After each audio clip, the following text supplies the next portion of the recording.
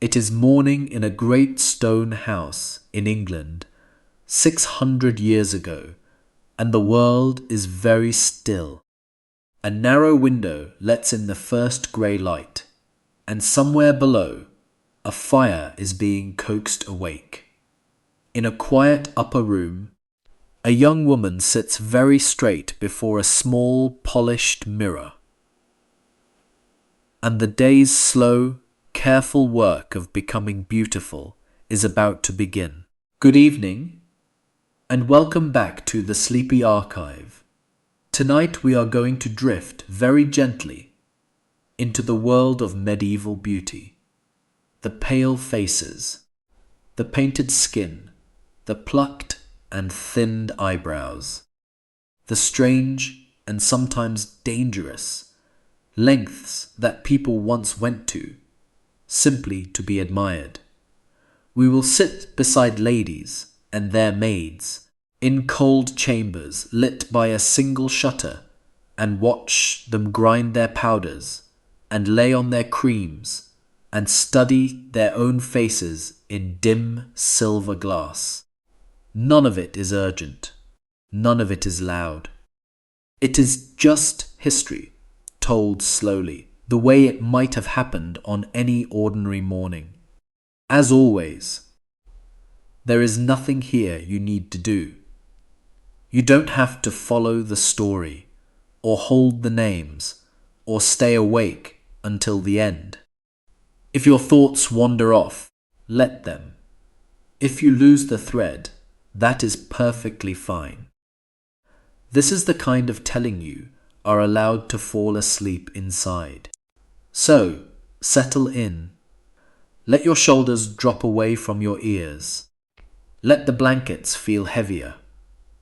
Let your breathing slow and lengthen and soften.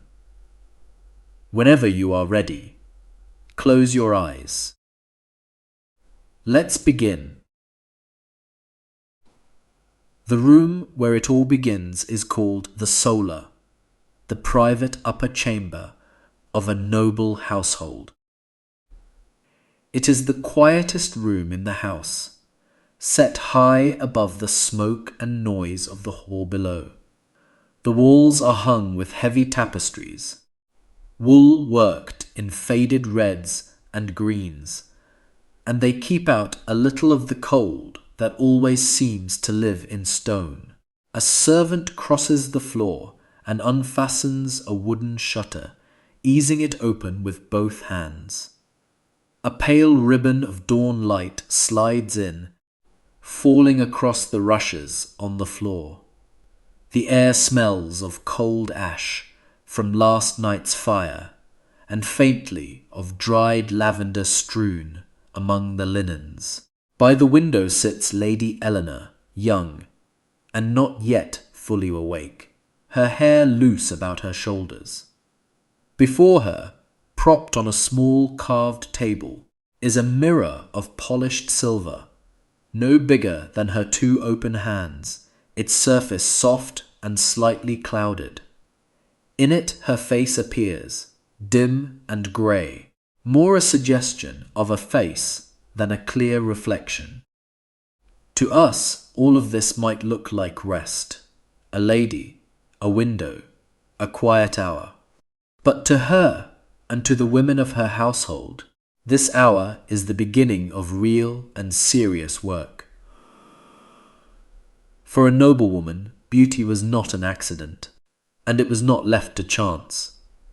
It was a craft practiced daily, with tools and recipes handed down and guarded. There would be powders to mix, and creams to warm between the fingers, and a face to be built up, slowly, layer upon careful layer, like a small painting. The light grows a little stronger at the window. Somewhere a bird begins, then stops, and Lady Eleanor breathes out and folds her hands in her lap and waits for the day to be made. The first rule of medieval beauty, the rule that lay beneath all the others, was this: A lady's skin must be pale, pale as milk, pale as fresh cream, pale as the underside of a swan's wing. It should look as though the sun had never once touched it, as though she lived always in cool shade. To us, this might seem a strange thing to prize, but to them it carried a clear and simple meaning. Pale Skin said, without a single word, that this woman did not work out of doors. She did not bend in the fields under a hot summer sky. She did not weed or reap or carry water. Her hands were not browned, and her cheeks were not weathered, because others did that labor for her. Out in the village, the working women had skin darkened and roughened by wind and sun. Their faces told the story of their days, of barley and mud and long hours bent low. And so, to the medieval eye, a sun-touched face was the face of someone who had to toil. Paleness, then, was not really about the colour of skin at all. It was about who you were. The poets wrote of ladies whose brows were white as ivory, whose throats gleamed like polished bone. Painters gave their Madonnas and their queens the same untouched, luminous, moonlit skin. A pale face was a quiet boast. It whispered of leisure, of soft indoor hours, of being cared for. And so Lady Eleanor, sitting in her dim solar, guards her paleness as a kind of treasure. She wears a wide hat in the garden, and gloves on her hands, and veils against the light. Whatever the sun might offer, she gently turns away from it, and keeps to the cool of the shade. If you look at the faces in old paintings, the ladies and saints with their calm, distant eyes, you may notice something that seems almost odd to us now. Their foreheads are very high and very round. The brow rises smooth and broad, an unbroken curve of pale skin like the top of an egg. This was no accident of the painter's brush. The high domed forehead was deeply admired. A wide, clear brow was thought to be a mark of refinement, of gentleness, of noble breeding. The face beneath it was meant to seem oval, even egg-shaped, narrowing softly toward the chin. To make the brow appear higher, women would pluck away the hair at the very edge of the hairline. Hair by hair, with small tweezers, they raised the line of the forehead a little further back. Some plucked their eyebrows almost entirely away, leaving only the faintest, thinnest line. The fashion was for a face that looked open and smooth and very nearly hairless. Imagine the patience of it. Sitting by a window, leaning into the weak light, drawing out one fine hair, then another, pausing, checking the glass, beginning again. It was slow, and it could not have been comfortable, but it was simply part of being well kept. Agnes, the tiring woman who serves Lady Eleanor, knows this small ritual very well. She has steady hands and a careful eye, and she does not hurry through it. She tilts her lady's face toward the light, and studies the brow, and tends to a stray hair or two. The look they prized seems strange to us, that smooth and lofty forehead, that bare, clean curve. But to them it was elegant and serene, the very picture of a gentle, high-born lady at rest. Below the high brow, framing the pale face, came the hair, and here too there was an ideal. The most admired hair was golden, fine and long and bright like threads of spun gold.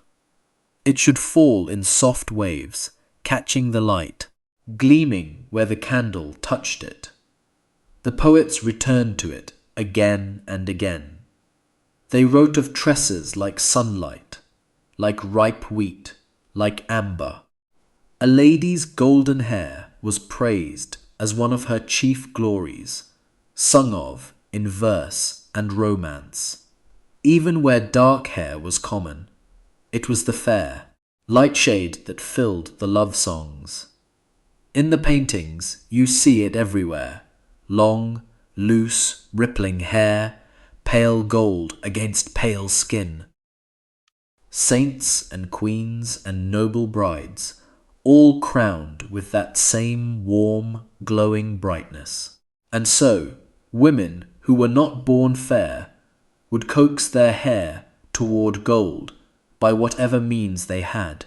They rinsed it with mixtures steeped from flowers and herbs, and sat in the sun to let it lighten, their faces shaded by the brim of a special crownless hat, the hair spread out to catch the warmth. It was one of the few times the sun was welcomed, and only ever for the hair, never the skin. Long hair was prized, but it was rarely shown freely once a woman was grown and wed. It was braided and bound and tucked away beneath veils and nets and elaborate headdresses. The glory of it was real, but it was kept, for the most part, half hidden and private. Lady Eleanor's hair, brushed out now in the morning light, falls past her shoulders in soft waves. Soon Agnes will gather it, and plait it, and pin it up out of sight beneath fine linen. But for this one quiet moment, it is simply loose, and bright, and catching the pale dawn. Beyond the skin and the brow and the hair, there was a whole quiet catalogue of small, delicate features. The love poems of the age listed them, one by one, as though describing a precious thing piece by piece. And nearly everything they praised was small, and fine, and neat, and softly made. The mouth should be little, like a half-opened rosebud, the lips a gentle, modest red. The nose should be small and straight, neither long nor broad, but quiet and well-shaped. The eyes should be clear and bright, large and calm, looking out with a soft and steady light. The teeth, when they showed, were praised for being even and white, like little pearls in a row. The chin was small and rounded, the ears neat, the cheeks smooth and faintly flushed. It was a face assembled, in the poetry, from many small perfections, each one carefully noted. And the hands. The hands mattered greatly, for they were always on show. The ideal hand was slender, pale, and long-fingered, soft as if it had never held a heavy thing. White hands, smooth nails, fingers that tapered gently, were a sign of a lady of leisure. There is something almost soothing in the smallness of it all. Nothing bold, nothing sharp. A little mouth, a little nose, slim pale fingers folded quietly in a lap. The whole ideal seemed to whisper of softness, of stillness, of a life lived gently indoors. Lady Eleanor's hands rest now on the carved table, pale against the dark wood. She has kept them gloved and creamed, and they are smooth, and that is no small thing. For in the eyes of her world, even her hands were part of the picture she was meant to be. There was one more line to the ideal, and it was perhaps the most graceful of them all. The neck. A lady's neck should be long and slender and very white, rising like a smooth, pale stem. Above the shoulders it should seem to lengthen, lifting the small, fine head a little higher. The shoulders themselves were meant to slope, softly and gently, never square, never strong. The whole upper body was admired when it seemed slight, and yielding, and willowy. A slim waist, narrow sloping shoulders, a long pale throat, all flowing into one quiet line. The word that fits us is willowy, like a young tree that bends in a soft wind. Not robust, not sturdy, but slender and pliant, as though made for stillness rather than labour. This was the courtly lady of the romances, tall and slim and pale, moving slowly through her halls. The clothes of the time helped to draw this line. The gowns were long, falling straight to the floor, and the high waistlines and fitted bodices lengthened the body and lifted the throat. Tall headdresses, in the later years, stretched the whole figure upward toward that slender ideal. To keep the neck on show, the hairline at the nape was sometimes plucked, just as at the brow, so that no stray hairs broke the smooth pale curve where neck met shoulder and gown. Every part, you see, was tended toward the same long, calm, unbroken grace. Lady Eleanor sits very straight, as she has been taught since she was a small child. Her chin is level, her shoulders soft, her long pale neck rising from the collar of her shift. She holds the pose without thinking now. It is simply how a lady is meant to sit and to be. If you stand back from all of it, the pale skin, the high brow, the slender willowy frame, you begin to see that the medieval ideal of beauty was not really about beauty alone. It was, underneath, about rank, about class, about showing, plainly, who you were in the world.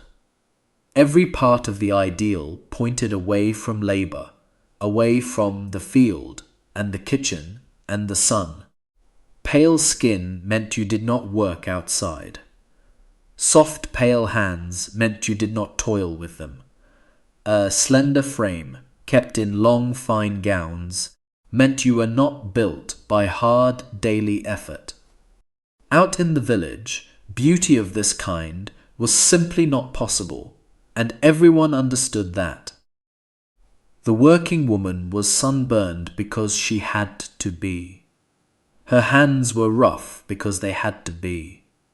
She had neither the hours, nor the powders, nor the leisure that the noble ideal quietly required.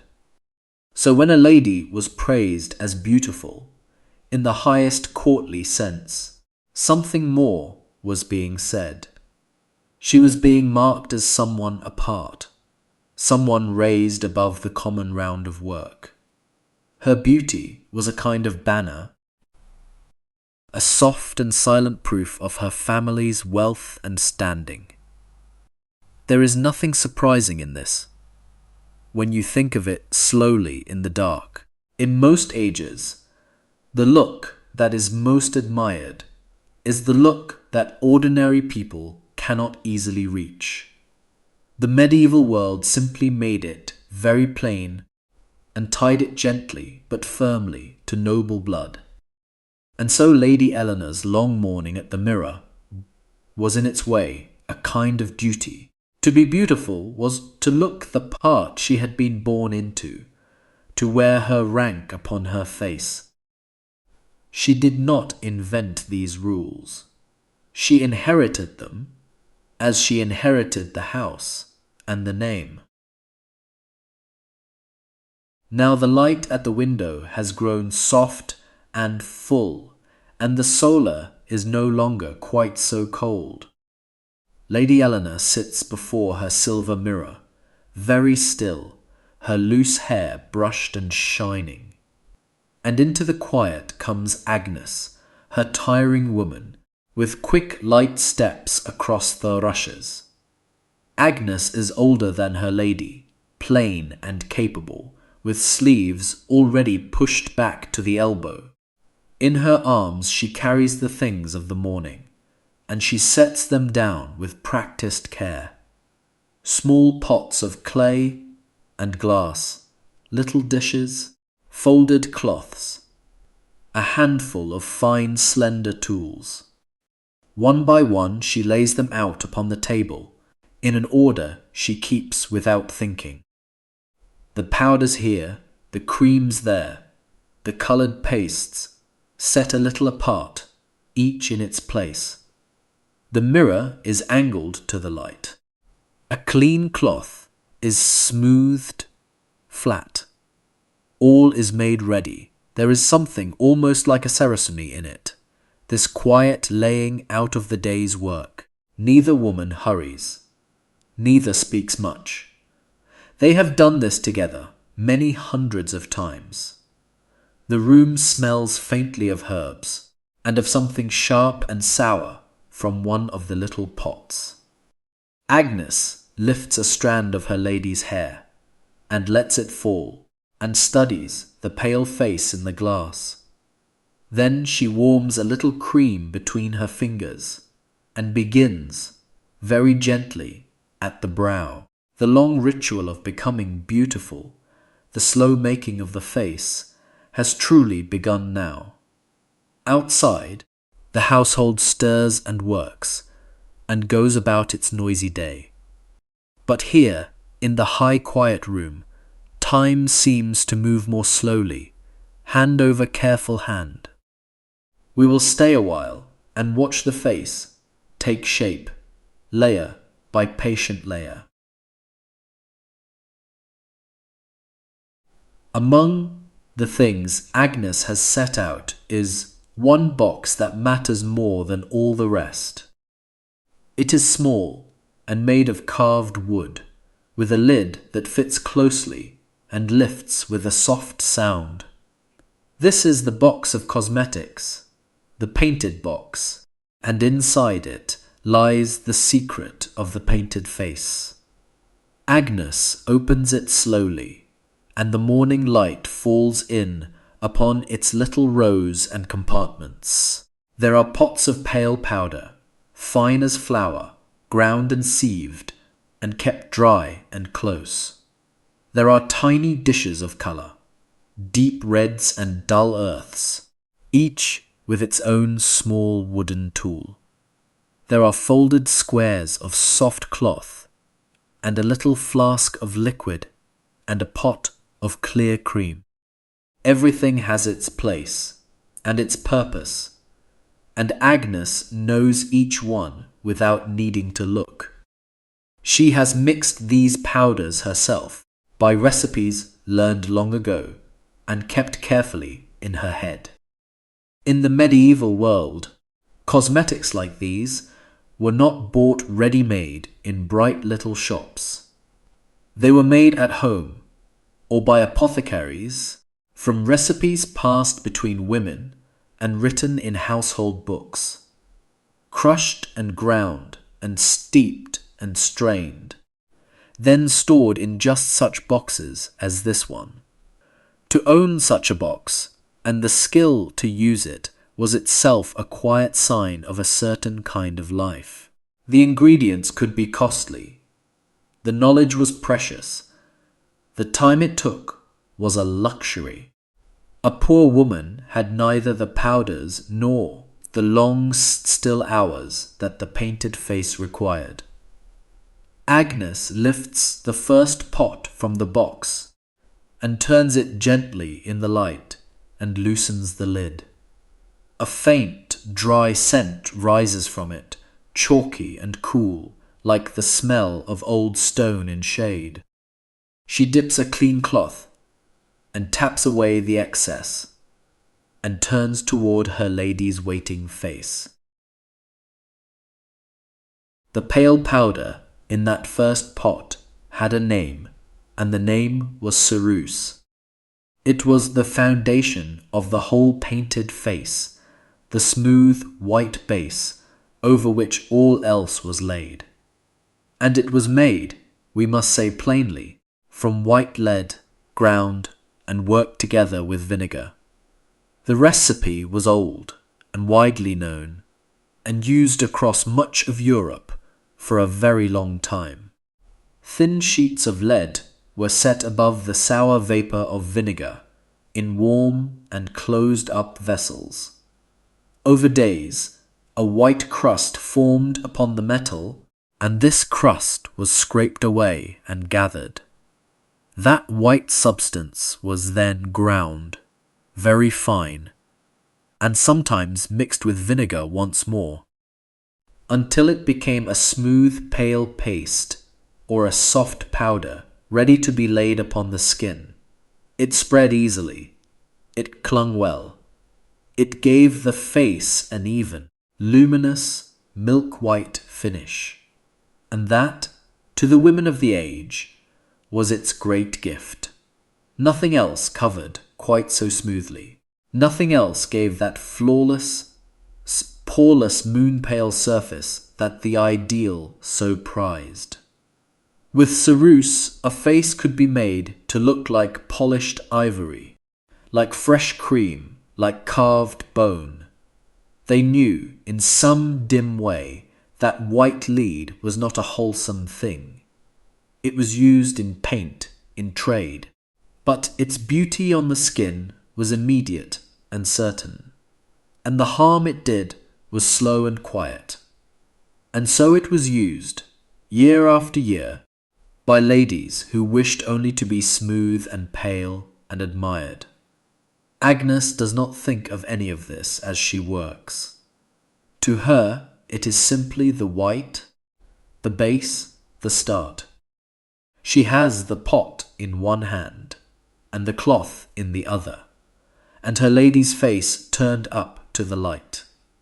She breathes out and steadies herself, and prepares to lay on the first pale layer. Now begins the part that takes the most care, and the most time, and the steadiest hand. Agnes dips the soft cloth into the pale ceruse, and taps it, and brings it to her lady's brow. With small, even strokes, she begins to lay the white across the skin, smoothing as she goes. She works slowly, from the forehead down across the cheeks, around the nose, along the jaw. Each stroke blends into the last start until the natural colour of the face is softly covered over. The skin grows pale, and paler, taking on that flat, even doll-like whiteness they so admired. She does not stop at the face. The white is carried down over the throat, and the long pale neck, and onto the upper chest and breast, wherever the skin would show above the gown. All of it is made one smooth colour, one continuous pale field, with no line where the paint ends. Lady Eleanor sits very still through all of it, her eyes half closed, her breathing slow and even. She is used to this. The cool touch of the cloth, the faint sour scent, the long quiet patience of it. Now and then Agnes tilts the mirror or turns her lady's chin a little and studies her work. Bit by bit, the living face becomes something smoother, stiller, more finished and more set. The small lines soften. The faint flush vanishes. The face becomes an even, glowing mask. It is beautiful in the way they meant it, and it is also a little strange and a little still. Agnes steps back at last, and looks, and tilts her head, and looks again. The white is laid on smooth and whole, from brow to breast, with no break and no blemish. The pale foundation is finished now. The mask is on, and the colour is yet to come. We should pause here, gently, and speak quietly of what the white slowly did. Not to alarm anyone, for there is nothing alarming in a calm fact told softly in the dark. But because it is part of the story, and the story is, after all, why these standards would break you. White lead, worn on the skin day after day, month after month, did not leave the skin unchanged. Over time, it dried the surface, and roughened it, and drew the natural colour and life from it. The very skin it was meant to beautify grew dull, and grey, and coarse beneath the paint. And so a quiet trap closed, slowly, around the women who used it most faithfully. As the skin free beneath grew worse, more paint was needed to cover it, and hide it, and smooth it over. And the more paint was laid on, the more the skin beneath was harmed, and the more was needed again. It worked in small steps, year by year, too slow to see from one morning to the next.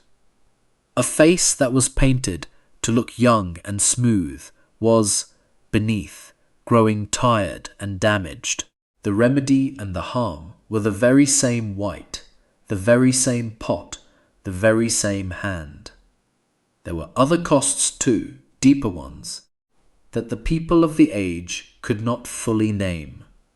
Lead is a poison, taken in slowly, and the body keeps it and pays for it over long years. But all of that lay far off and unseen, behind the simple wish to be pale and admired this morning. Lady Eleanor knows none of this, not really, as she sits smooth and white before her glass. She knows only that the white makes her fair, and that to be fair is to be as a lady should be. And so the slow price of white is paid, a little each day, in exchange for one pale morning at a time. Over the still white mask now came the second colour, and that colour was red. For a face all white and no warmth looked cold and lifeless like carved stone or cream. So a little red was added, here and there, to give the pale face a soft pretence of life. This was the rouge, and it was made from several things, depending on what a household could get. There was vermilion, a bright red made from minerals, costly and strong and deep in colour. There was red ochre, a gentle earth red, softer and safer, dug from the ground and ground fine. And there was Brazil wood, a wood that gave up a rich red dye when it was ground and steeped. From these the women made their pastes and powders, their little dishes of warm and rosy colour. Some of these reds were harmless earths. Others, like the vermilion, carried their own quiet poison. Agnes takes up the small dish of red and a fine soft tool, and bends close to her lady's face. She places the colour carefully, high on the cheeks, a soft bloom over the smooth white ground. Not too much, just enough to suggest a gentle flush, the warmth of health upon a pale skin. Then a little to the lips, that small rosebud mouth the poet so admired, tinted soft and rosy. The red sits bright against the white, two clear colours laid one upon the other. The face, which a moment ago was all pale stillness, now seems to warm and almost to breathe. Agnes works the edges soft, so the red fades gently into the white and does not sit in a hard ring. She tilts the mirror once more, and her lady looks, and a small approval passes between them. The white is laid, and the red is on, and the painted face is very nearly made. Now Lady Eleanor looks into the silver glass at the face that has been built upon her own. It is smooth and white and still, with 2 soft blooms of red upon the cheeks and lips. It is, by every measure of her age, a beautiful face, and it is also, somehow, a little like a doll. The whiteness is so even, the red so neatly placed, that the face seems almost painted on, like a panel. The small lines of expression are softened away. The living unevenness of skin is gone. What remains is a calm, fixed, perfect mask, lovely and serene, and just a little unreal. And here a curious thing must be said about how such a face looked in different lights.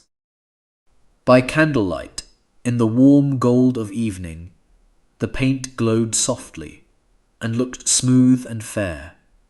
The flicker hid the small flaws, and the white seemed luminous, and the red seemed like real warmth. But by plain daylight, by the cold clear light of a window in the morning, it could look quite different. The white might seem chalky and flat and obvious. The red might sit a little too bright upon it. The very same face that was lovely by candle could look stiff and mask-like in the sun. The ladies of the age understood this well, and they used the kind light to their advantage. Much of courtly life happened by candle, in halls and chambers lit by flame after dark, and the painted face was, in a sense, made for that warm and forgiving evening glow. Lady Eleanor turns her head a little, this way and that, watching the dim reflection move. Pale, smooth, flushed, finished. A face made to be seen across a candlelit hall. She lowers the mirror to her lap, and rests her painted hands upon it, and is still. There was one more thing the ideal asked for. Beyond the white and the red and the smooth, pale brow, the eyes. They were meant to be clear and large and bright, shining softly out of the still, pale face. And so there were small tricks, here and there, for making the eyes seem brighter than they were. In some places, women used drops made from a plant to make the dark center of the eye grow wide. The plant was called, in later years, belladonna, which means the beautiful lady, named for just this use. A wide dark pupil made the eyes look large and deep and luminous, gentle in a softened gaze. It is, again, one of those quiet costs, for the plant was a poison, and the drops blurred the sight. The world grew soft and unfocused, and the bright wide eyes that others admired saw less themselves. But that, like so much else, was a slow and hidden price, paid for a passing brightness. In other lands and other fashions, the eyes were treated in different ways entirely. Some darkened the lashes and the line of the lid with kohl, a dark, soft powder, as had been done for ages. It deepened the eyes and framed them, and made them stand out from the pale and even skin. The medieval North favoured a barer look about the eyes, plucked and pale and lightly kept. But across the wider world, and back through older times, The painted eye had a long, long story. Bright eyes, by drops or coal or simple rest, were prized wherever a beautiful face was prized. Agnes does not reach for drops this morning. Her lady's eyes are clear enough, and young, and rested. She studies them in the glass a moment, and is satisfied, and sets the little tools aside. The face is made now. The eyes are bright. There is little more for the morning to do. And so, at last, Lady Eleanor lifts the silver mirror once more, and studies the finished face. Pale and smooth, and even, with that soft flush of red high upon the cheeks and the lips, the brow high and clear, the eyes calm and bright, the long pale neck rising from the gown. It is the face the poems describe, and the painters paint, and the whole age agrees to admire. It has taken a box of pots, and a careful pair of hands, and a long still hour of the morning to make. And there it is in the dim glass, complete, a small quiet masterpiece of white and red and shade. She turns her head slowly, watching the light move across the smooth pale skin. There is nothing of haste in her now, and nothing of doubt. The work is done, and done well. She is, by every rule she has ever been taught, exactly as a lady ought to be. Agnes gathers the little pots, and closes the painted box, and folds the used cloths away. The tools go back into their places, the dishes are wiped, the table is cleared and smoothed. The morning's work is finished, and the long day of being beautiful may now begin. And yet, as you lie there in the dark, you may sense that this was only the first layer. The face is made, but there is the hair still to dress, and the gown, and the headdress, and more. There were other rituals beyond the painted face, other lengths the age would go to. But those are for a little later, when we have rested here a while in the quiet solar. For now there is only the pale, finished face in the glass, still and lovely and serene. Let your eyes grow heavy as the candle does. We will go on gently when you are ready. There was a fashion in those years that seems very strange to us now. A high forehead was thought beautiful. Not just high, but very high. A broad, pale, rounded brow, lifted far above the eyes, smooth and clear as a stretch of new parchment. A woman who was born with such a forehead was counted fortunate. The rest had to make one. And the way they made one was slow, and patient, and a little painful. The hair had to be moved, not cut, not shaved, but drawn back from the brow, hair by single hair, until the line of it sat higher on the head than nature had set it.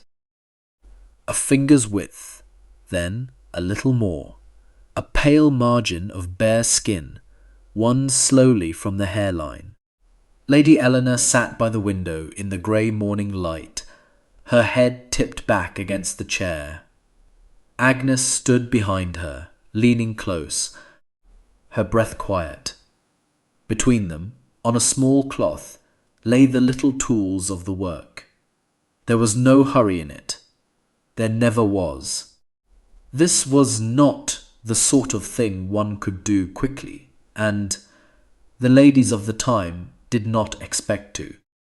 Beauty, in their world, was something made with hours, the way bread was made, or thread spun, a slow turning of patience into a thing you could see. Outside, the morning was still.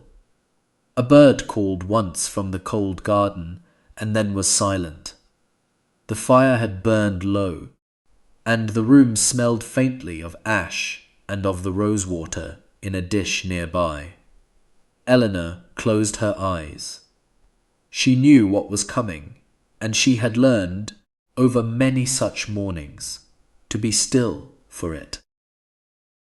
The forehead, she had been told, was the seat of nobility, so the forehead would grow. The tool for the work was small and very old in its design. A pair of tweezers, made of bronze, no longer than a finger. Two narrow arms of metal, spring from a single bend, worn smooth at the tips by long use. Agnes had kept them for years. They had been her mother's before her, and they had a faint green shine where the bronze had aged, and a weight that sat well in the hand. The Romans had used such tweezers long ago for the very same purpose. Little had changed. She leaned in close over Eleanor's brow. She took a single hair between the worn tips, and she drew it out slowly with a small, steady pull. There was a sting, a tiny, bright, particular sting no larger than the head of a pin. Then it was gone. Eleanor breathed out. Agnes moved the tweezers a hair's width along and took the next one. This was the whole of the work. One hair, then another, then another. There was no faster way, and both of them knew it. A morning's labour might move the hairline back by the width of a thumbnail, no more. The room was very quiet. You could hear the small click of the tweezers closing, and the soft catch of Eleanor's breath at each pull, and beneath it, the settling of the low fire. Now and then, Agnes paused to wipe the tips on a cloth, or to lean back and study her work, her head tilted, her eyes narrow. Eleanor had learned to drift in these hours, to let her mind go soft and far away, while the small stings came and went, like distant rain on a roof. Hair by hair, the brow grew higher, and the bronze tweezers, warm now from Agnes's hand, went on with their patient, ancient task. There was more to remove than the edge of the hairline. The eyebrows, too, were to go. Not thinned, not shaped, not arched into a fine line. Taken away altogether, until the skin above the eyes was as bare and smooth as the cheek. To us this seems the strangest part of all. A face without eyebrows looks unfinished to our eyes, somehow surprised, somehow naked. We hardly notice eyebrows until they are gone, and then we cannot stop noticing. But to the people of that time, it was simply how a beautiful woman looked. The bare brow went with the high forehead, the two together, making one smooth, pale, open expanse of face.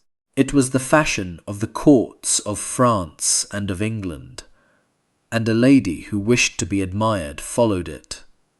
So Agnes turned to the brows, the same small bronze tweezers, the same single hairs, drawn out one by one.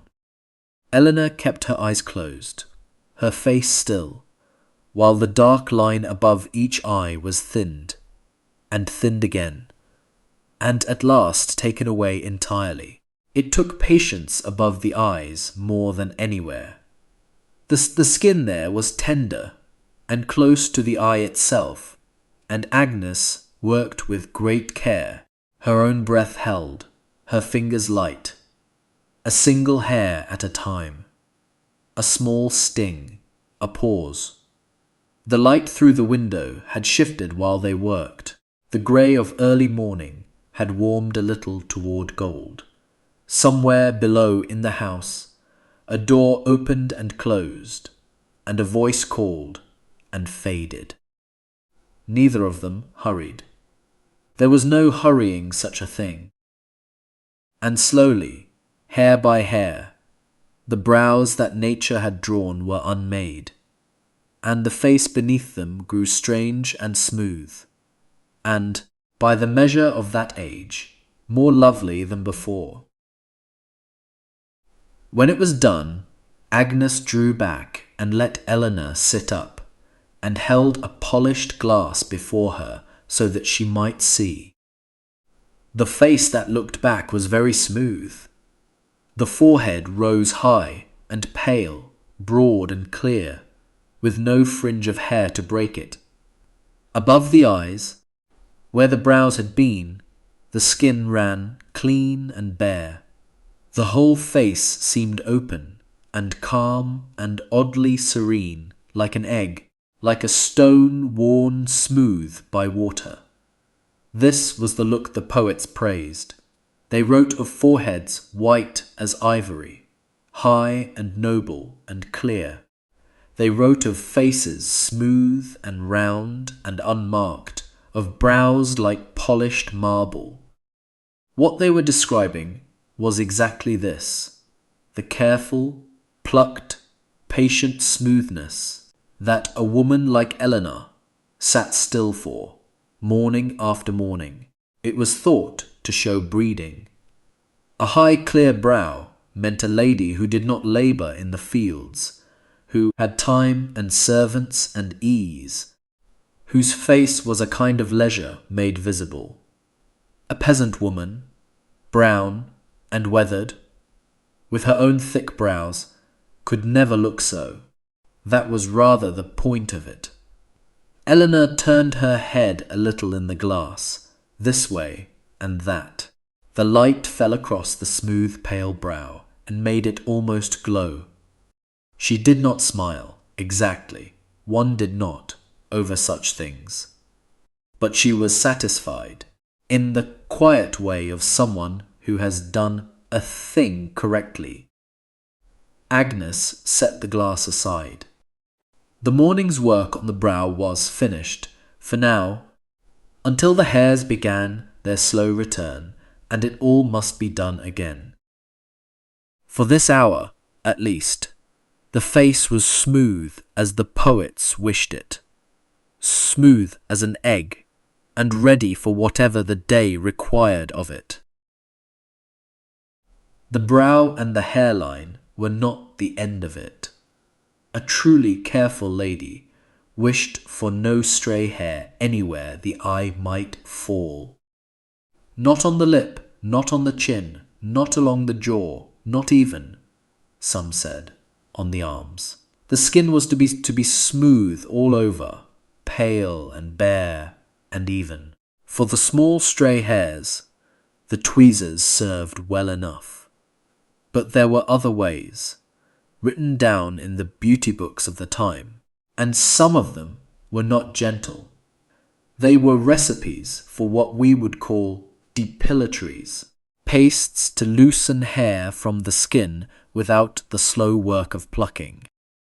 These recipes can be told, but they should be told with caution, for they were harsh things. Some used quicklime, the same burning lime used in mortar and in tanning. Some used orpiment, a bright yellow mineral that we now know to be arsenic, a poison, mixed with water or with other matter, smoothed onto the skin, left a while, then scraped away. They worked after a fashion. They also burned. The women who used them knew to test the paste first, often on a feather, to see how quickly it stripped the barbs away, and so to judge how long the skin could bear it. Even so, there must have been many a reddened, stinging cheek, many a sore patch of skin, in the pursuit of smoothness. Eleanor, on most days, kept to the tweezers and the patience of Agnes. The harsher pastes she used rarely and warily, and never near the eyes. It is a strange thought that beauty should be sought with the stuff of mortar and with poison. But the people of that age did not always know what we know, and they wanted, as we want, to be lovely, and they used the means they had. Smooth skin won, sometimes, at a real and burning cost. A high bare brow, once made, had to be shown to advantage, and the headdresses of the age were built to do exactly that. They framed the forehead. They lifted it, displayed it, set it off like a jewel in its setting. So once the plucking was done, the binding began. Agnes gathered Eleanor's hair and drew it back, smooth and tight, away from the brow and the temples, so that not a single loose strand softened the high, clean line. Tight and tighter, until the skin at the temples felt drawn, until the whole face seemed lifted by it. Then the linen. A band across the brow, perhaps, or a close white cap, or the folds of a wimple drawn about the neck and chin. Over that might go a fillet, a roll of cloth, a netted caul, in time the tall and curious shapes that the great ladies wore, the horns and steeples and wide wings of starched linen and wire. But beneath all of it, always the same thing. The hair pulled back and hidden away, the brow left bare and high and framed in white. What the world saw was the smooth, pale face and the rich cloth around it.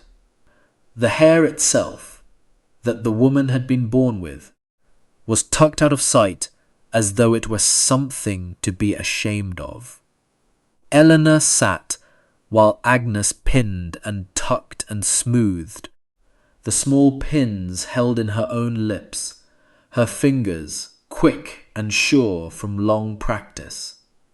The linen was cool against the skin. It smelled of the chest where it was kept, of dried herbs laid among the folds to keep it sweet. When it was done, Eleanor's head was a smooth white architecture, the brow rising clear and pale from a frame of folded linen.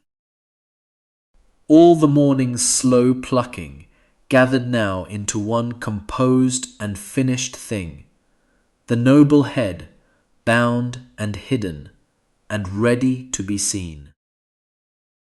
Here is the quiet truth of all this work.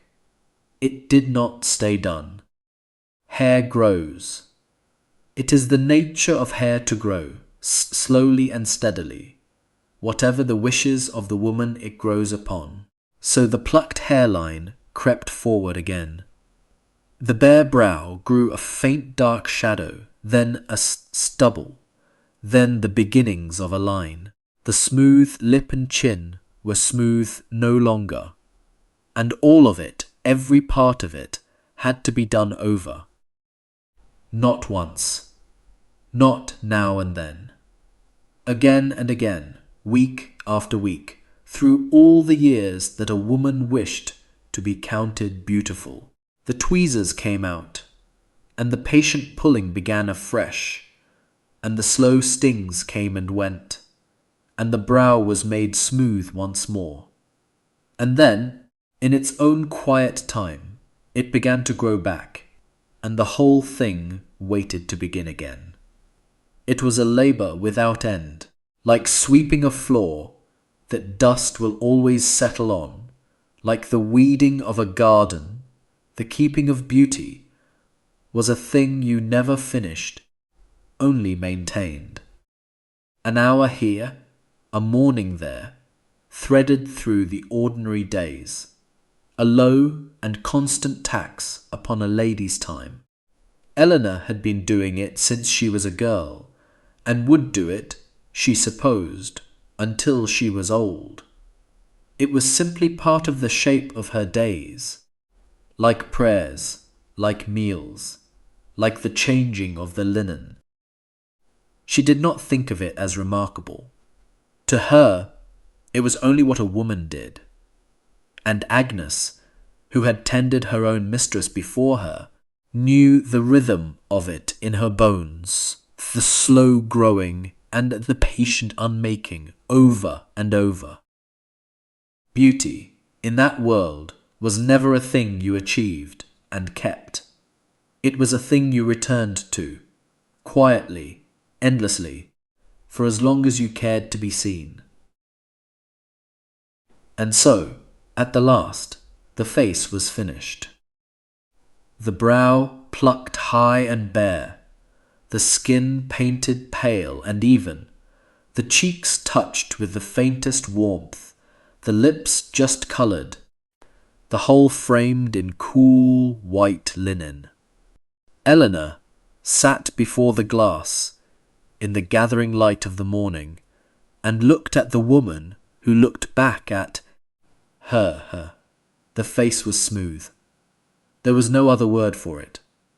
Smooth as an egg, smooth as something poured and set, pale and clear, and even from the crown of the bare brow to the line of the painted lip. It had taken hours. It had taken the tweezers and the white paste and the careful brush, the patience of Agnes and the stillness of Eleanor, the small stings and the cool linen and the slow draining of the morning away. And here, now, was the result. A face composed like a still pool, giving nothing back but its own pale calm. She turned her head a little. The light moved across the smooth brow. It was the face of her age and her station, made exactly as the poets and the painters said a lovely face should be made. Whether it was beautiful, by our measure, hardly mattered. By the measure of her own world, it was correct, and that was a kind of peace. Agnes set down the last small pin and stepped back, and the two of them regarded the work in silence for a moment, in the way of people who have made a thing together and are quietly content with it. Outside the window the day had fully come, pale and grey and ordinary. The fire had sunk to a soft red glow, and in the still room the smooth pale face waited in the glass, finished, composed, ready. There was one more thing the ladies of that age desired, above almost all the rest: hair like gold. Bright, fair, shining hair, the colour of ripe wheat, of honey, of the sun itself. It was the colour the poets sang of, the colour the painters gave to angels and to queens. Dark hair was common. Brown hair was common. But true gold was rare, and being rare, it was prized, and being prized, it was sought by every means a woman could find. For those not born to it, there was the sun. On warm, bright days, in the towns of Italy especially, but in the great houses of France and England too, the ladies took their hair up to the light, to a rooftop, perhaps, or a high sunny balcony, or simply to a window where the afternoon poured in, warm and full. There they would loosen their hair, all of it, and spread it out to the sun, and sit, and let the light do its slow work upon it. The sun, they had found, lightened the hair over time, drew the gold up out of the brown, if one was patient, and one had warm days to spare. Eleanor, on such an afternoon, would carry a low stool to the brightest window of the solar, and Agnes would unbind all the careful work of the morning and comb the long hair out loose and free. And there she would sit, in the warmth, with the light falling full upon her head. It was, in its way, a pleasant labour, warmer and gentler than the tweezers, at least. The sun on the hair, the warmth on the shoulders, the long slow afternoon, with nothing to do but sit and be golden. Hair like gold did not come quickly, but on a fine bright day, with hours to spare, a patient woman could coax a little more of it from the light. The sun alone was slow, and so the ladies helped it along with recipes written down and handed about and copied carefully into household books. Recipes to turn the hair gold, mixtures to comb through it before the sitting in the sun, so that the light might bite the deeper. They were strange brews. Saffron was one, the costly golden spice, steeped to a yellow water and worked through the hair to lend it warmth. Alum was another, and vinegar, sharp and stinging. There was sulphur, yellow and acrid. And in some recipes, things stranger and less pleasant still, ashes of particular plants, the rinds of fruit, matters best not dwelt upon, all in the hope of drawing out the gold. The making of these mixtures was a small craft in itself. The ingredients gathered, the spice or the mineral steeped or dissolved, the brew warmed, sometimes, over a low fire, stirred, strained, set ready in a basin. The household books gave careful measures, this much saffron, so much alum, steeped so long, though no doubt every woman had her own small changes, her own trusted way.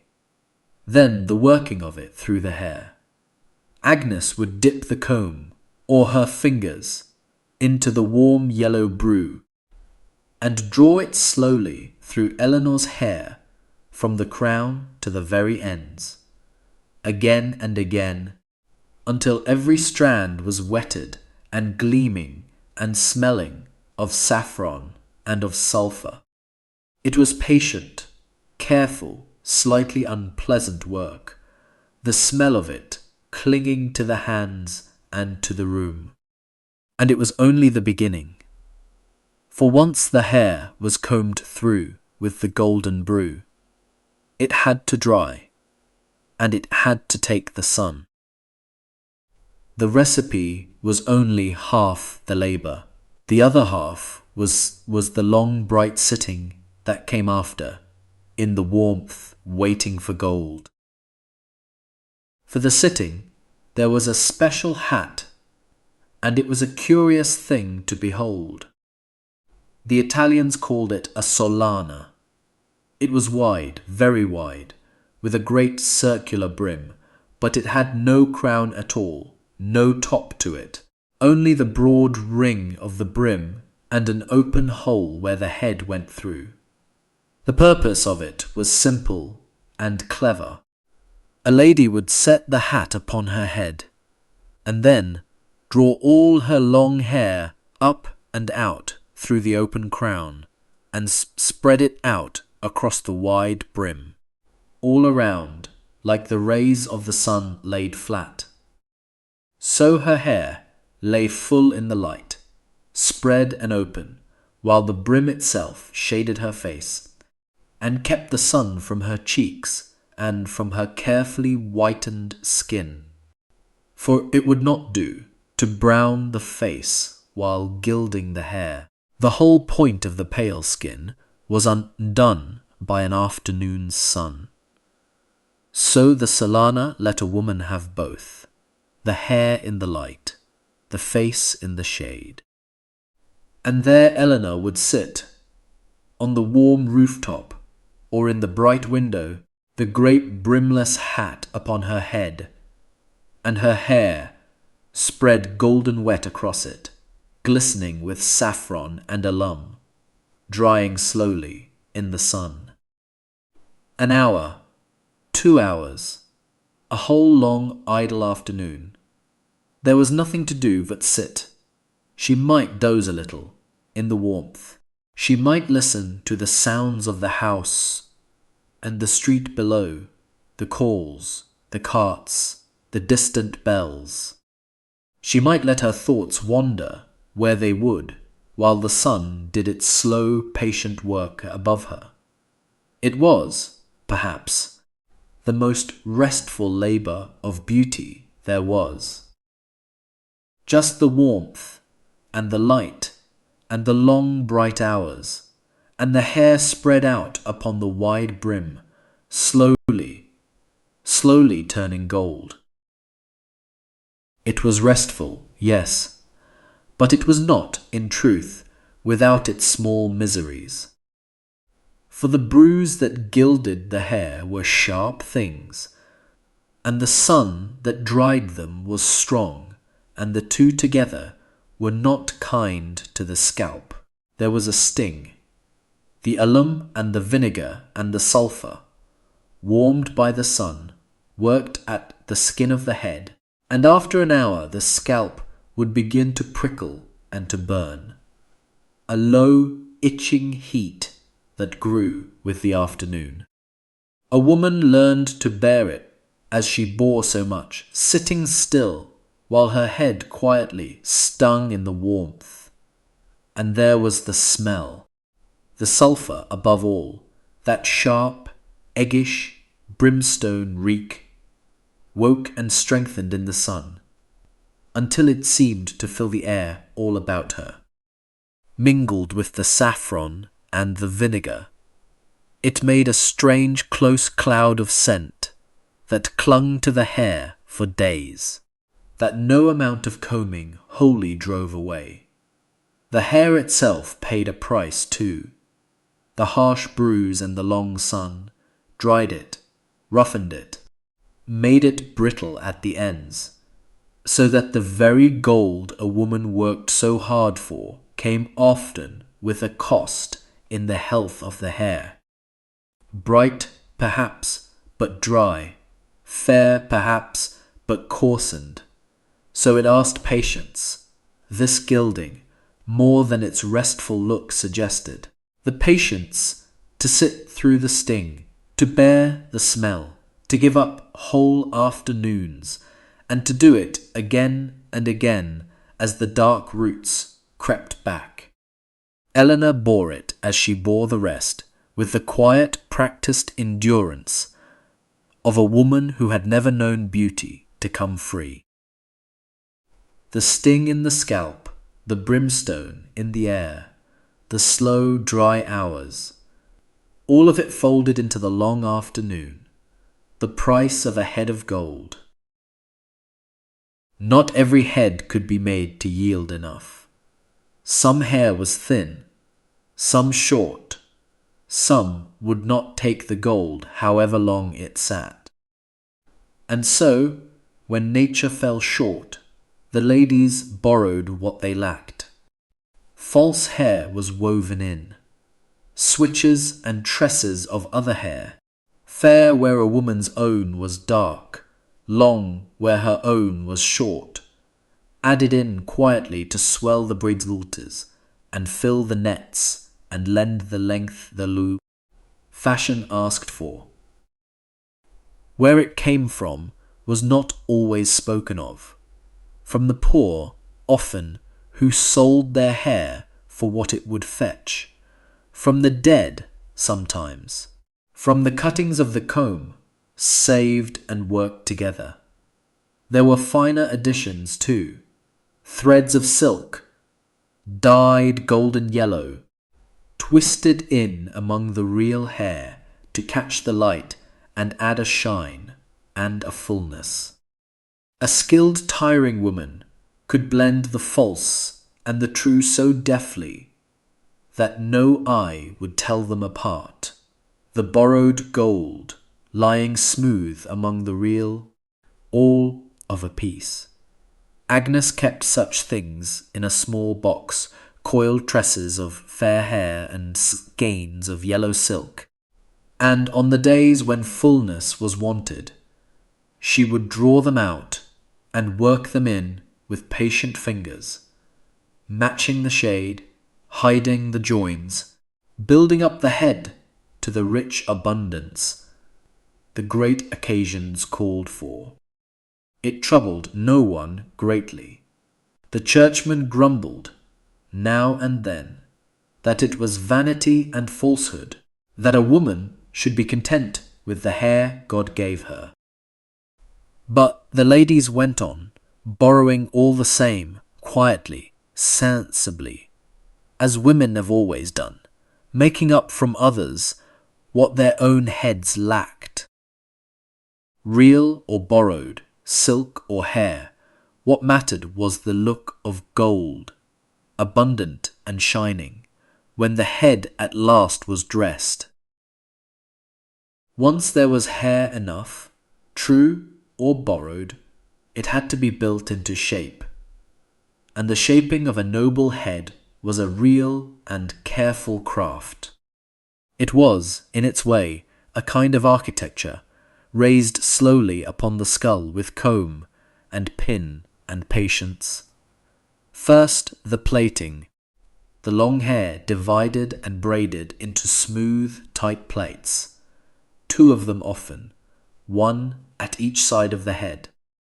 Then the plaits coiled and pinned, wound up over the ears perhaps, into 2 round shapes, or drawn back and gathered, or looped and folded in the manner the day's fashion asked. Then the nets, fine nets of golden thread, cauls they were called, fitted over the coiled hair to hold it and to gleam, so that the head seemed netted in gold, the dark and the gold of the hair showing through the bright mesh. And for the grandest looks, the rolls and the horns. Pads of stuffed cloth set upon the head, and the hair drawn up and over them and pinned, to build the great rounded shapes, the 2 high horns at the temples, the rolls above the brow, that the ladies of the later years wore so tall and so wide. It took an hour and more, all of this. Agnes worked behind her mistress, with comb and pins held ready, plaiting, coiling, fitting the net, smoothing the rolls, stepping back to judge the shape, and leaning in again to mend it. A slow building, layer on layer, pad and plait, and net and pin, until the head rose finished and grand. When it was done, Eleanor's head was a structure, golden and netted and shaped, an architecture of hair raised by patient hands. The labour of the sun and the saffron, the borrowed tresses and the silk, all gathered up at last into this one tall, gleaming, careful crown. And here is the last strange turn in the whole long tale of hair. After all of it, the sun and the saffron, the sitting and the stinging, the borrowing and the plaiting and the careful building up, much of that golden head was then, by custom, covered over and hidden away. For a married woman did not, as a rule, show her hair freely in the world. That was for maidens. A wife once wed was expected to cover her head, to veil her hair, to wind the wimple about her neck and chin, and draw the linen close. Her hair belonged now to a more private world, shown to her husband, to her chamber, but not to the street and the hall and the eyes of strangers. So over the golden architecture went the veil. The fine linen, the gauze, the folded cloth, drawn across the plaits and the nets, until only a little of the gold showed at the brow, or none at all. The horns and rolls might keep their shape beneath, lending the veil its height and form, but the hair itself was sheathed in white, hidden from the common view. There is an irony in it that is hard to miss. So many hours given to the gilding and the dressing of hair that the world, for the most part, would never see. The labour was real, and the hiding was real, and somehow both were true at once. Perhaps it was enough to know it was there, to carry, beneath the modest linen, a head of gold dressed fine. Perhaps the making mattered as much as the showing.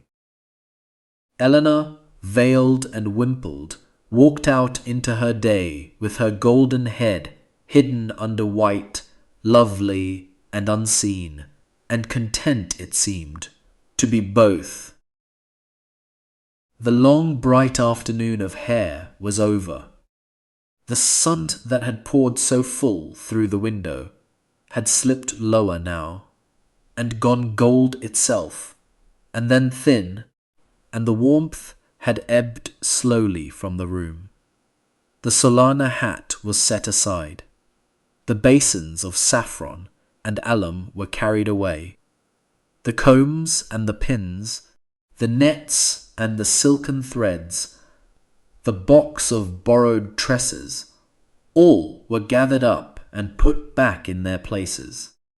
And Eleanor's head, that had begun the day dark and loose and ordinary, was finished now, gilded and plaited and netted and bound, and at the last drawn over with the cool white linen of the veil. She sat a while longer in the fading light, her hands quiet in her lap, while the room went slowly grey about her. The smell of sulphur and saffron still hung faintly in the air, mingling now with the smell of the evening fire that Agnes had begun to build. It had been a whole day's labour, this, as so many days were. The morning given to the brow and the face, the afternoon given to the hair. Hours and hours, the tweezers and the bruise, the sun and the patient hands. And all of it folded now into one quiet, finished thing, a lady made ready, sitting still in the dusk. Outside, the light was nearly gone. A bell rang somewhere across the town, slow and far away. The fire caught and began to glow, throwing its first soft warmth across the floor. Eleanor closed her eyes for a moment in the gathering dark, her golden head bound and hidden beneath its white. The long day's beauty made and done. And the room grew dim and still around her, and the afternoon faded quietly into the coming of the night. Down a short passage, away from the noise of the hall, there is a small room with a low door. This is the still room. It is the quiet heart of the household's beauty work. The walls are lined with shelves, and the shelves are crowded with jars. Earthenware pots with waxed cloth tied over their mouths. Little glass bottles holding waters and oils. A small fire burns low in the corner, just warm enough to soften wax and steep dried herbs.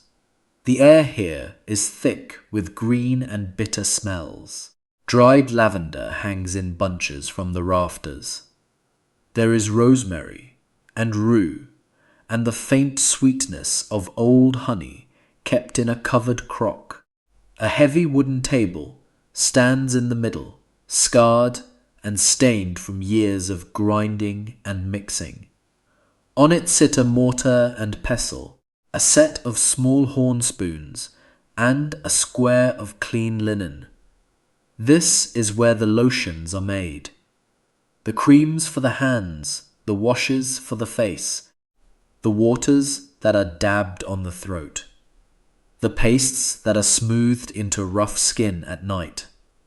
Agnes comes here often, in the quiet hours, to measure and stir by the light of a single candle. She knows these shelves by heart. She could find any jar in the dark by smell alone. Nothing here is hurried. Beauty in this room is slow work made by patient hands. A pinch of this, a spoon of that, a long, gentle grinding until the powder is fine as flour. The recipes are old. Some were copied from a mistress long dead in faded brown ink. Some were passed from mouth to ear, mother to daughter, never written down at all. In this small warm room, with its low fire and its hanging herbs, the day's masks and waters are born. And tonight, as the household settles, the stillroom holds its quiet waiting smell of green things and wax. Of all the things made in the stillroom, none mattered more than the waters meant to whiten the skin. For a pale face was the whole prize. Smooth, fair, untouched by sun or weather. So the recipes for whiteness were many, and the household kept its favourites close. The gentlest was bran water, wheat bran left to soak, then strained, the cloudy liquid dabbed on the cheeks. It was mild and harmless, and it left the skin feeling soft, if not truly paler. Then there was white wine, warmed and mixed with herbs, splashed on the face to brighten it. Some recipes called for the juice of lilies, crushed and pressed, prized for their pure white petals. There were washes of ground almonds, and others made with the soft inner part of bread soaked in milk. And there were stranger things. Ground bones, burned white and powdered fine, stirred into a paste, crushed eggshell, powdered marble. Anything white was thought to carry whiteness into the skin, and then, always, the white lead returned. Ceruse, the same paint that lay heavy on the face by day. For some believed that a wash of it, thin and watered, would slowly lighten the skin for good. So they used it not only as paint, but as a treatment dabbed on night after night. They did not know the harm in it. They saw only that it made the face look fair. Agnes would mix these waters in small batches, testing them on the back of her own hand. A little too strong, and the skin would sting. A little too weak, and it did nothing at all. The pursuit of paleness had no end. There was always another recipe, another promise of whiteness. And so the jars multiplied, and the shelves filled, and the chase went on, season after season, all of it for one quiet wish, to look as though one had never stood a day in the sun. Not every remedy in the old books was gentle. Some were very strange indeed, but they were written down in earnest, copied and kept, and used by people who hoped they would work. There were recipes that called for crushed snails. The snails were ground, shell and all, into a clear slime. This was smoothed onto the face to soften it, and to fade the marks of spots and scars. There were ointments made from animal fats, the rendered grease of a goose, or a hog, or a sheep. These were warmed until soft, then rubbed into chapped skin to seal it against the cold. Some books spoke of the marrow from bones, scooped out and beaten into a pale cream. And there were remedies that we would find harder still to imagine using. Some recipes for a clear complexion called for urine, aged and applied to the skin. It sounds dreadful to us now, but it carries a mild acid, and it did, in its way, clean and lighten. Others used the dung of certain animals, dried and powdered, mixed into pastes for the face. These were not jokes, and they were not cruelty. They were the best knowledge of the age. People watched what seemed to work, and they wrote it down, and they trusted it. They had no science to tell them why one thing helped and another did no good at all. So, a noblewoman might, on some evenings, sit calmly while her maid smoothed snail slime across her cheeks, and she would think nothing strange of it. It was simply what one did for soft, fair skin. Agnes had used a few of these herself on quiet nights, holding her breath against the smell. Some she trusted, some she thought foolish, but she kept the recipes all the same, just in case. For in a world without certainty, you did not throw away any cure that someone, somewhere, had sworn by. After the washes and the strange pastes came the sweeter part of the evening's work. For once the skin was tended, there was the matter of how a lady should smell. And in a world without easy bathing, scent was not a small thing. It mattered very much. The body had its smells, honest and human, and there was always work to mask them. So the stillroom held a row of little glass vials, each one holding a precious water. The first and dearest was rosewater, petals steeped and distilled until the air itself seemed to bloom. It was dabbed behind the ears, at the wrists, along the line of the throat. A clean, soft, sweet smell, the smell of a garden in June, carried through the cold stone rooms. Beside it stood lavender water, sharper and cooler, good for freshening linens and skin alike. There were waters of violet and of orange flower for the very wealthy, brought from far away. And there was musk, dark, heavy, animal, used in the smallest amounts, a single drop at a time. A breath of musk lingered for hours. It clung to clothes and hair, and warmed against the skin. The vials were stoppered tight with wax, for these scents were costly, and a careless spill was a small ruin. Agnes would unstop a bottle, touch the glass rim to her finger, and press it to Eleanor's wrist.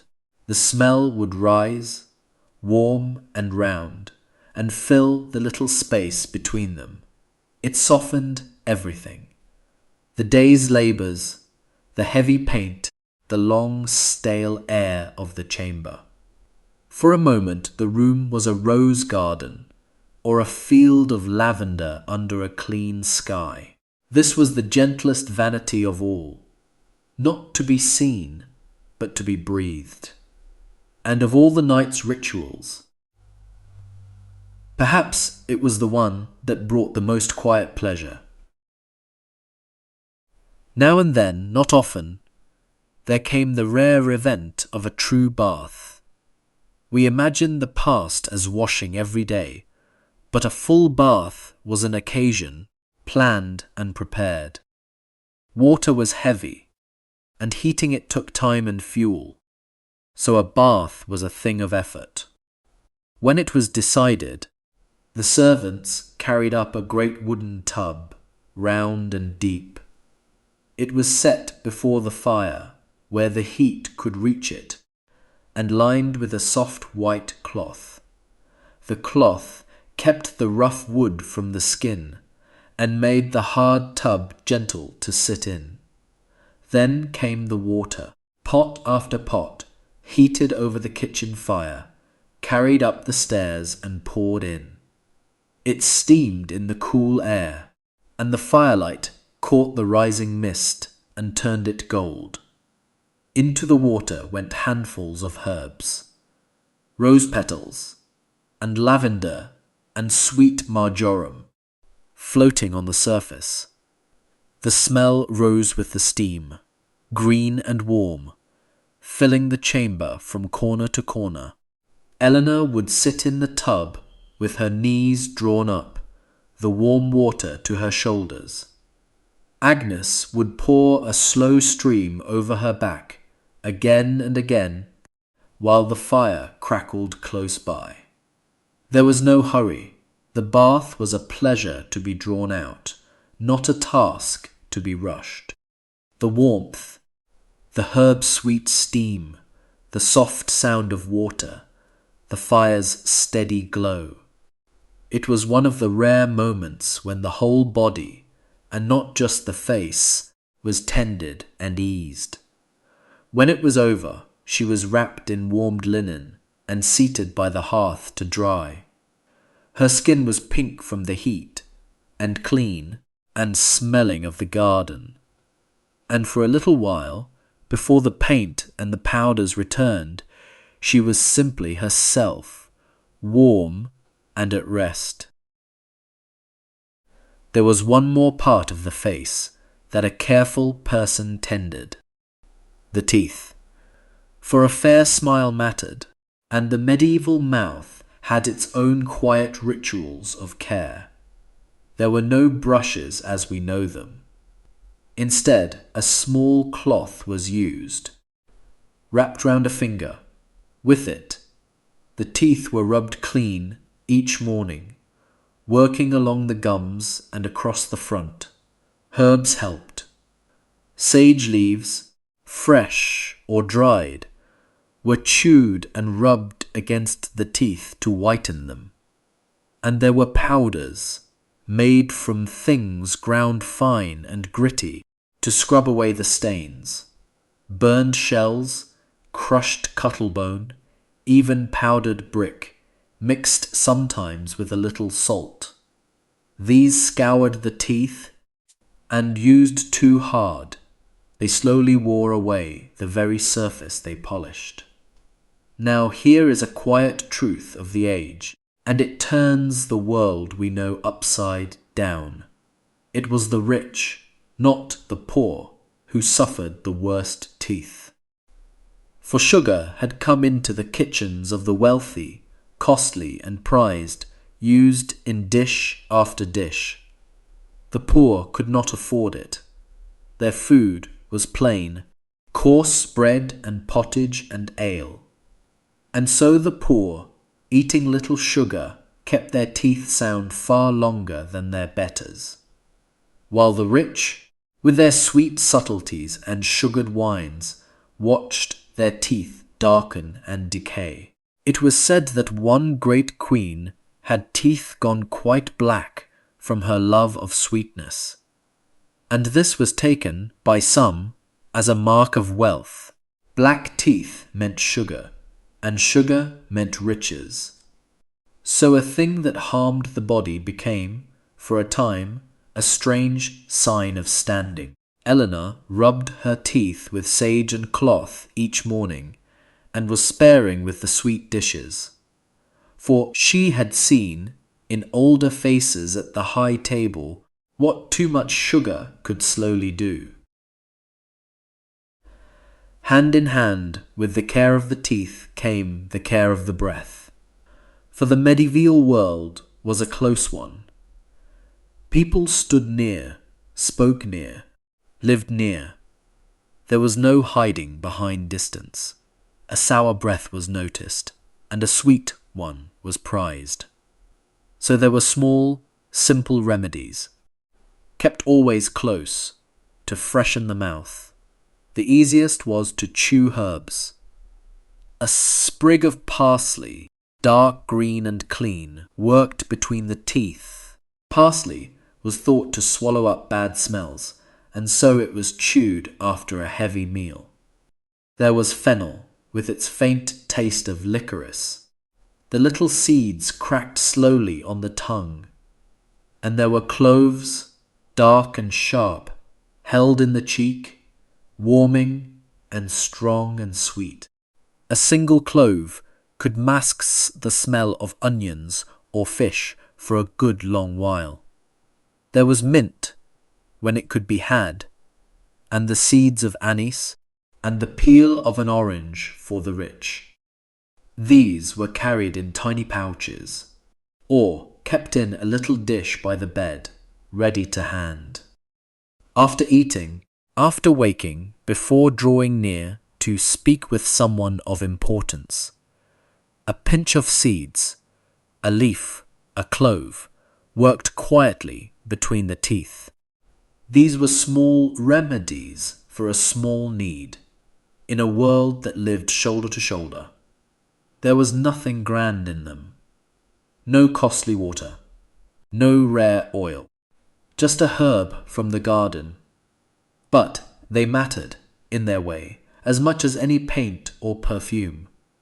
For beauty was not only what the eye saw, it was the whole impression a person made.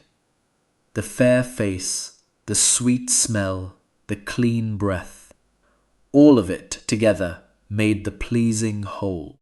And so Eleanor, like all careful people, kept her little dish of seeds within easy reach. And so the long work of the skin and the scent was, at last, complete. Eleanor sat by the fire, still and calm, the evening's labours all behind her. Her skin was washed and tended, smoothed with creams, pale as the recipes could make it.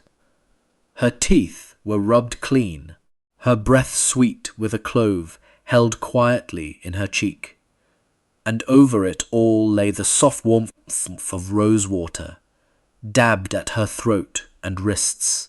She looked, in the firelight, exactly as the age believed a noblewoman ought to look.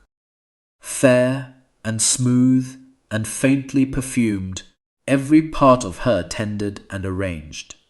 It had taken hours, the washes, the pastes, the powders, the careful work of patient hands, and it would all have to be done again tomorrow, and the day after without end. But for now, in this quiet moment, the work was done, and she could simply rest. Agnes stood back and looked at her, and was satisfied, and began to tidy the jars away.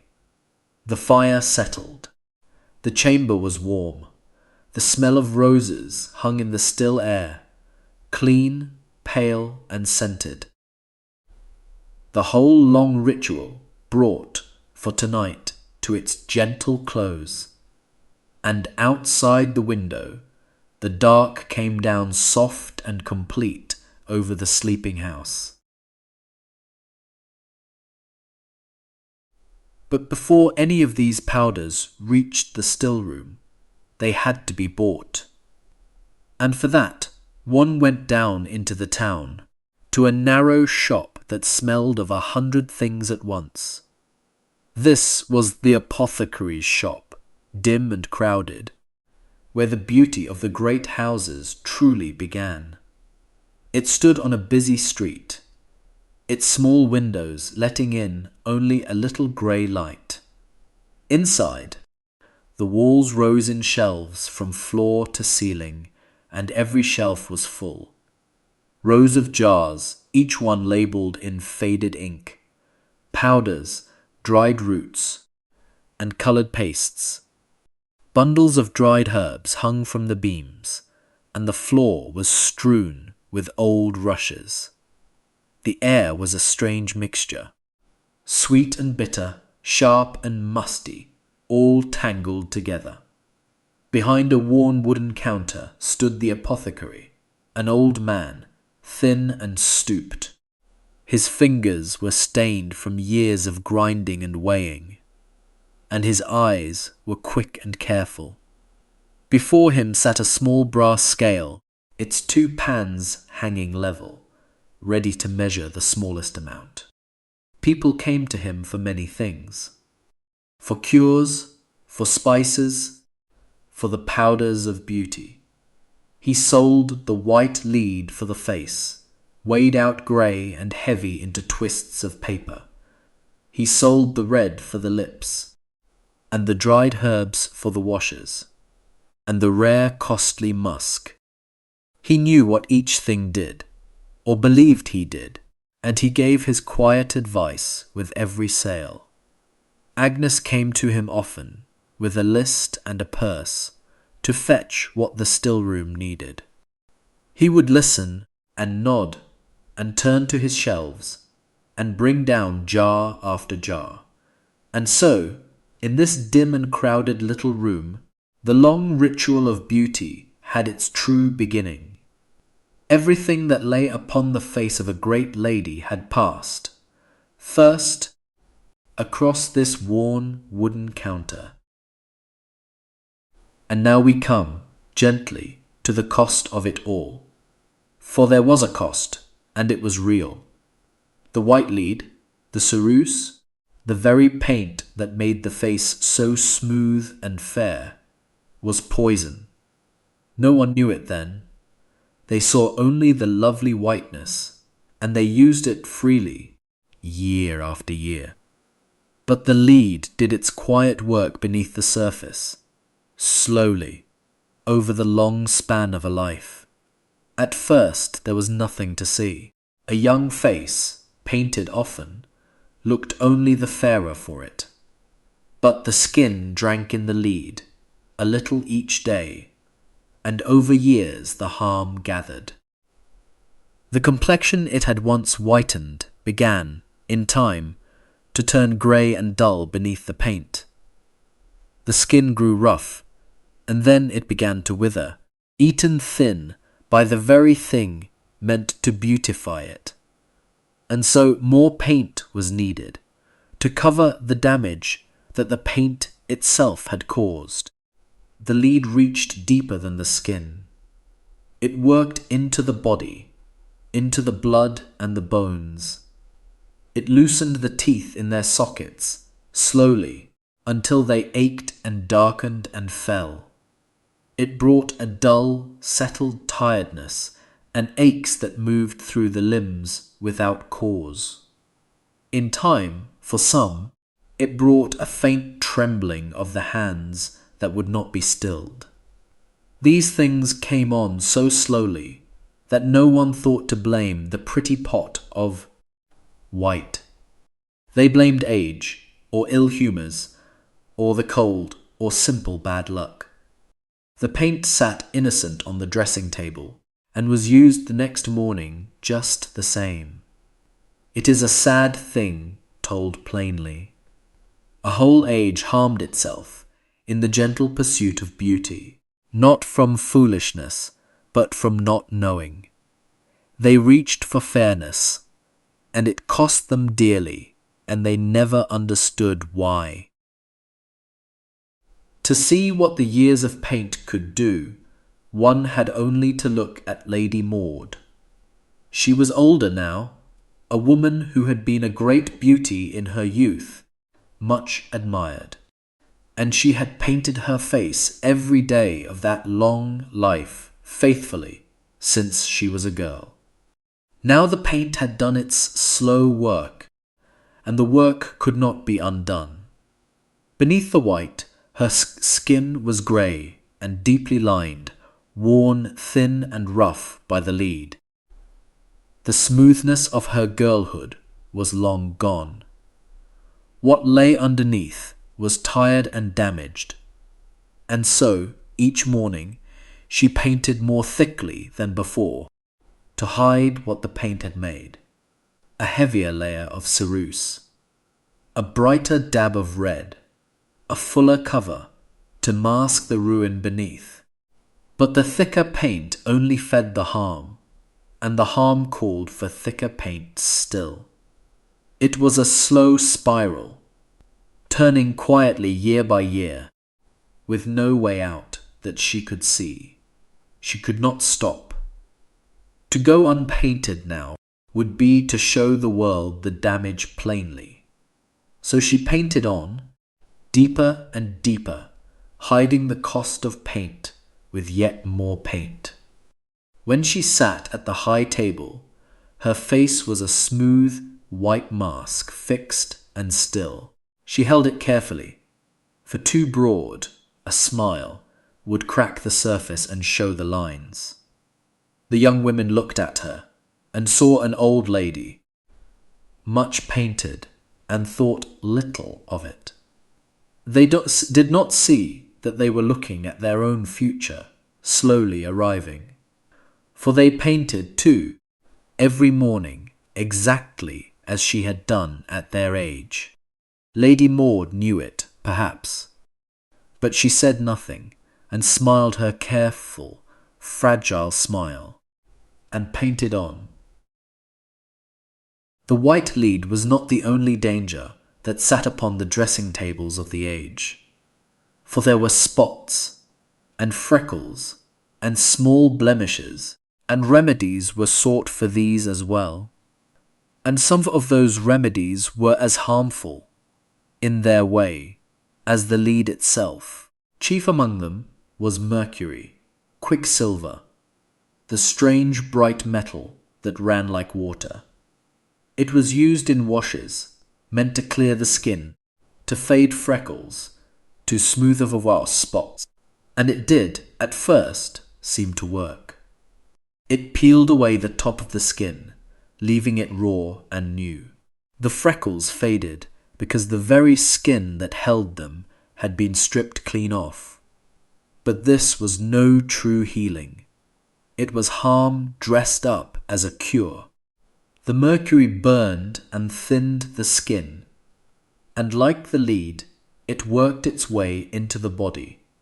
It brought its own slow troubles, its own aches and tremblings, over the patient years.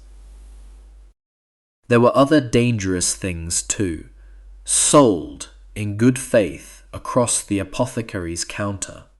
Sharp washes that stung and reddened, pastas that peeled, powders that did far more harm than good. The trouble was always the same. The cure attacked the skin, and the skin attacked grew worse. And so a small blemish, treated with mercury, might lead in time to far greater damage. People did not see the chain of it. They saw only that the freckle had gone, for now, and they reached for the same bottle again the next time, trusting it as before. It is told here gently, for there was no wickedness in it, only a deep and honest ignorance. They wanted clear, fair skin, and the very things they trusted to give it took it slowly away. And let us not think, in all this, that vanity belonged only to the women. The men were not free of it. Far from it. They had their own quiet care of how they looked. A gentleman tended his beard with attention, trimming it to the shape that the fashion called for. Some wore it pointed, some forked, some close and neat, and the style changed with the years. The hair was tended too, combed and oiled, and for some, curled with care to fall just so. There were men who fretted over their dress as much as any lady over her paint. These were the dandies, the men of fashion, much mocked and much imitated. They wore their tunics tight and short to show the leg, and their colours bright and bold, and on their feet they wore the pointed shoes, the toes drawn out long and absurd. so long at times that the points had to be stuffed and even tied up to the knee to walk at all. It was vanity, plain and simple, and the moralists scolded the men for it, just as they scolded the women. A man might stand before a polished glass, turning his head, smoothing his beard, well pleased. He might dab a little scented water at his throat, or chew a clove to sweeten his breath. The wish to be admired did not belong to one sex alone. It belonged to all of them. It is only that the women's paint is better remembered, and so the men are too often forgotten. But they were there, the trimmed and curled and pointed shoed, vain in their own quiet way, and the apothecary sold to them as readily as to the maids of the great houses. For the longing to be looked at kindly is a very old and very even-handed thing. Against all this paint and powder there rose, always, the voice of the moralists, the preachers, the churchmen, the writers of stern little books, who watched the painted faces and disapproved. To them, the painting of the face was not beauty at all. It was vanity, and worse, it was deceit. For God, they said, had given each face its true form, and to paint over it was to mock his work. To make the cheek falsely red, the skin falsely white, was to lie with one's very face. A painted woman, they warned, was a deceiver, hiding her true self behind a mask of colour. They preached against it from the pulpit, in long and earnest sermons, week after week. They wrote it into their books, listing the paints by name and condemning each in turn. The white lead, the red, the plucked brow, the dyed hair, all of it named and scolded. A woman who painted, they said, would have to answer for it, scrubbing the falseness from her soul. Some of the sermons were fierce. Some were almost tender, more sorrowful than angry. But the message was always the same. Be content with the face you were given. And the people listened, and nodded, and went home, and painted their faces the next morning just the same. For the sermons were one thing, and the high table was another, and the eyes of the court were always watching. A lady might believe every word the preacher said, and still reach for her pot of ceruse at dawn. The scolding became, in time, simply part of the background of life. A steady, disapproving murmur beneath the daily ritual of the glass and the paint, heard and half-heeded, and never quite enough to stop a single hand from reaching for the brush. And so, despite all of it, they painted. They painted on and on through all the years, despite the lead that greyed the skin, despite the mercury that thinned it, despite the loosened teeth, despite the sermons and the stern books and the warnings that they were lying with their faces, despite the cost in money and the cost in hours and the slow cost in the body itself. Still, each morning the pots were opened and the brushes lifted and the face made up anew. One generation watched the last grow old beneath its paint and then took up the very same paint. The daughters did as the mothers had done, and their daughters would do the same in turn. For beneath all the powder and the poison lay something very old and very human and very stubborn. The wish to be looked at and found fair. The wish to be admired and not passed over. It is a wish older than any sermon, older than any court, older than the medieval world itself. It does not listen to warnings. It does not count the cost.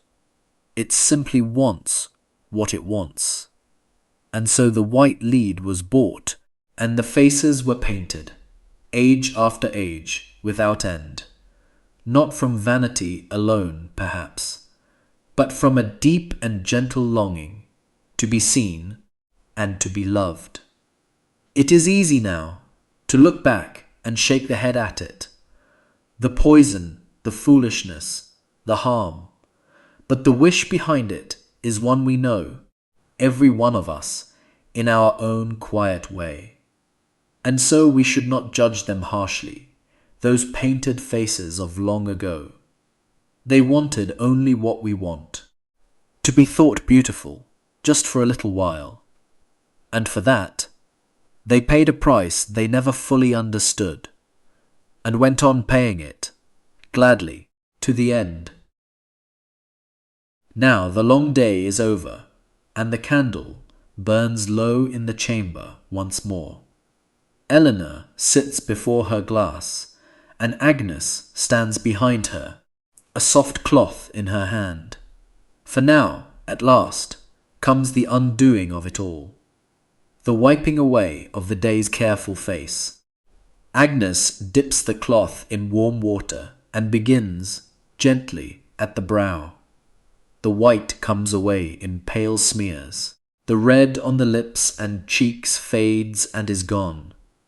Stroke by stroke, the painted face dissolves, and the real face rises up beneath it. And the real face is tired. The eyes are a little heavy. There are faint lines that the paint had hidden.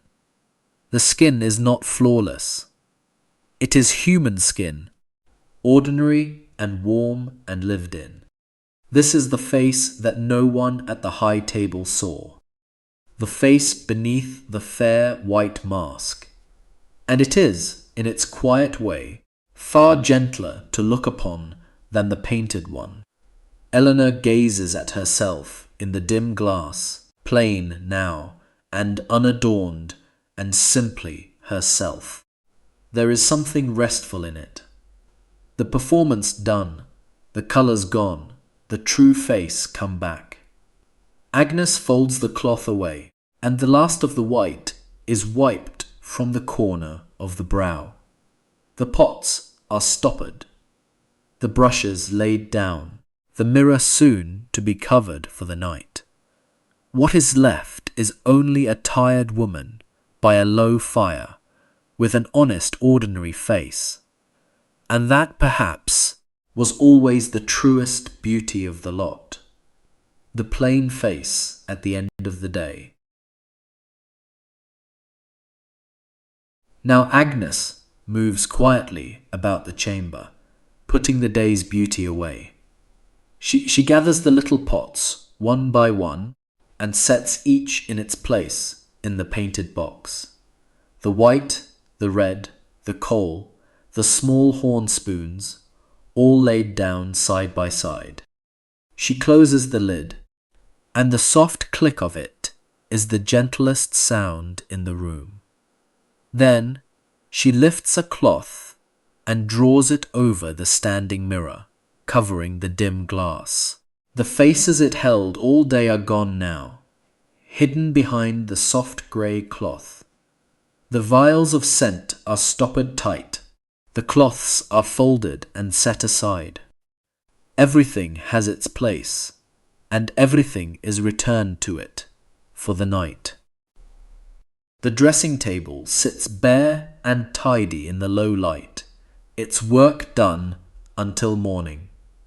And Agnes stands a moment, looking it over, and finds that all is as it should be. The candle has burned low now, no more than a small steady flame above a pool of wax. The bed has been turned down, the heavy covers folded back, the pillows smoothed.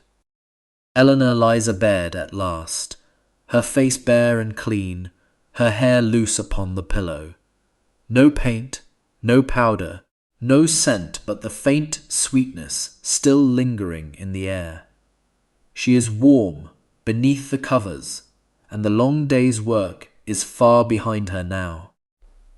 The fire has sunk to embers, glowing soft and red in the quiet hearth. The house is growing still. The footsteps in the passages have ceased. Somewhere far off, a door closes gently, and then there is only silence.